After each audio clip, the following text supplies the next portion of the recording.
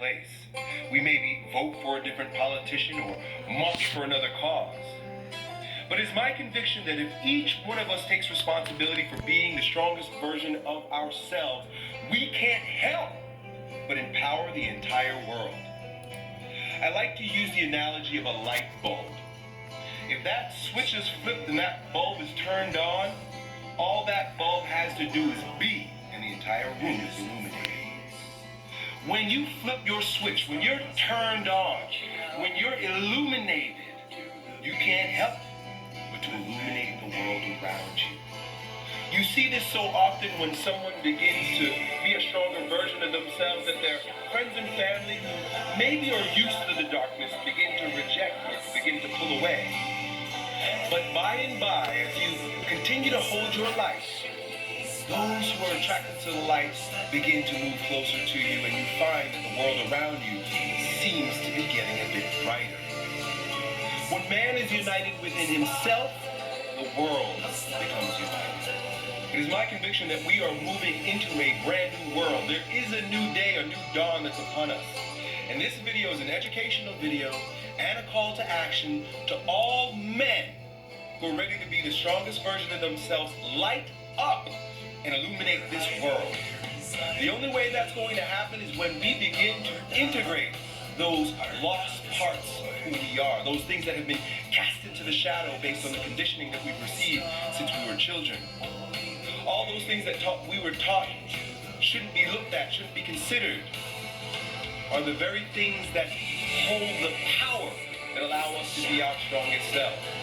And I know this is true because we watch so many shadow men living in their shallow lives that do not represent the greatness that is naturally, inherently their right, your right.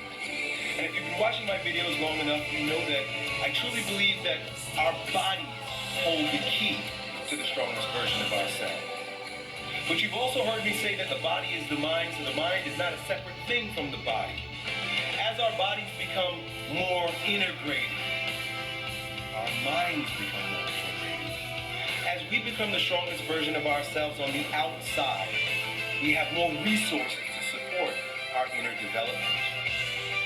In this video, I'd like to talk about two very prominent psychoanalysts from the early 20th century, both of which were students of Sigmund Freud. One, Wilhelm Reich, the other, Carl Jung. Wilhelm Reich was all about healing people, making them their strongest selves, not through talk therapy, but through breathing and movement. He found that people who breathed deep and allowed the chi, life force, energy, or what he called orgone, to move freely through their body, they expressed themselves in their most grounded and powerful ways. Rather than speaking to people about the things that are haunting them and their dark shadows, he simply worked to resolve the blocks that weren't allowing them to breathe deeply and allow the energy, the inherent spontaneity and expressive capacity in the individual to shine brightly. When we can get out of our own physical way, we shine that much more bright. Carl Jung was also on the other end of the spectrum, but in my mind, they worked together like a yin and yang, like a day and night. Carl Jung was very spiritual in his assessment of individuals. Carl Jung is the one that has brought us all of the archetypes that allow us to have things like personality profiles. We're all thinkers, feelers, beers, and doers. If you've studied Briggs-Myers, you've heard these things. That's just a small fraction of what Carl Jung brought to us. He also shared the idea that each man has a quadrated psyche. There are four parts, four major parts to us, where we get thinking, being, feeling, and doing.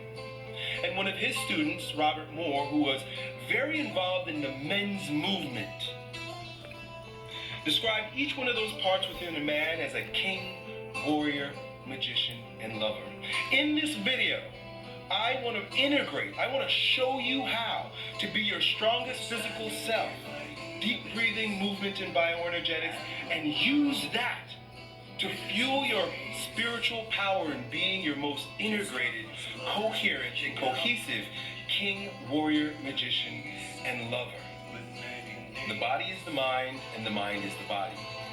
When we're talking about the work of Wilhelm Reich in bioenergetics, we're really talking about how the body dictates how we behave in the world. You know that if you're not breathing into your belly and you're anxious and you're nervous and your shoulders are hiked up and you're shaking, that you're going to be on edge. You're not going to be relaxed and available and receptive. You're kind of up. You also know that when you're chilling, you're relaxing, and you're passive and you're receptive, that you got a totally different type of experience in your life. This is what I call being tender aggressive.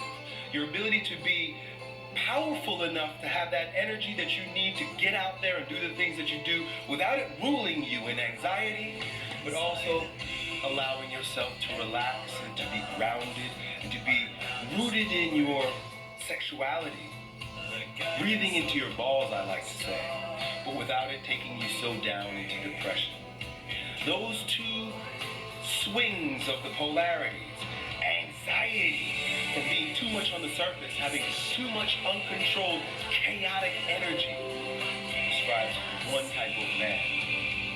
The other end of the spectrum, some of us have a predisposition towards, which is where the energy seems to recede in, and we just don't have the amount of energy that we think we should have in order to attack the world that we want in the way that we want to, and oftentimes leads to depression. Depression is very much a depression of the energy in the body. It just sits in the seat. I like to describe that man as a coward. Those two extremes are what's ruling us energetically from the underworld.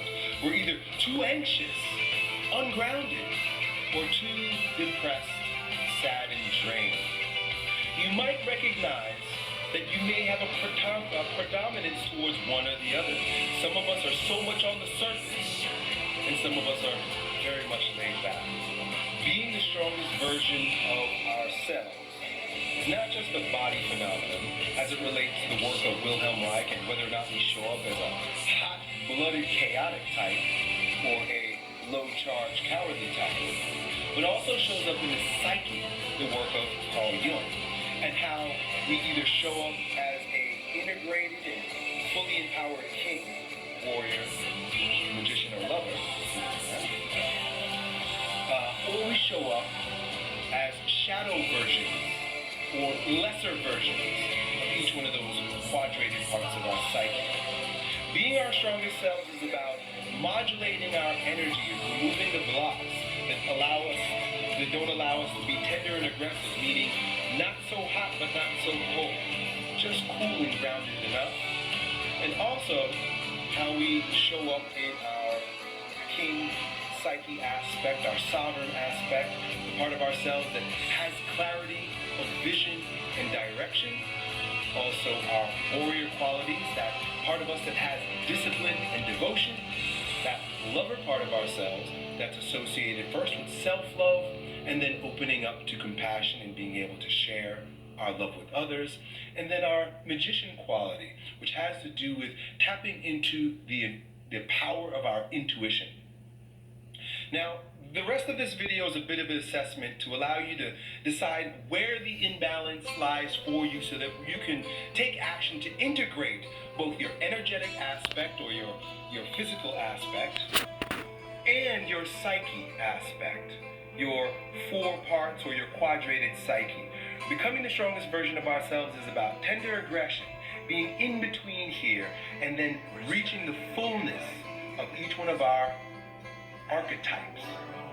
So first, you may at this point have an idea of whether or not you tend to be the hot-blooded, energy on the surface, chaotic type person, or you happen to be the low-charge, low-energy, depressive, cowardly type person. Now, it's not about right or wrong. It's about getting a better objective view on who we are so that we can take action to support ourselves through the energetic means, breathing, movement, exercise, meditations, and things of that sort.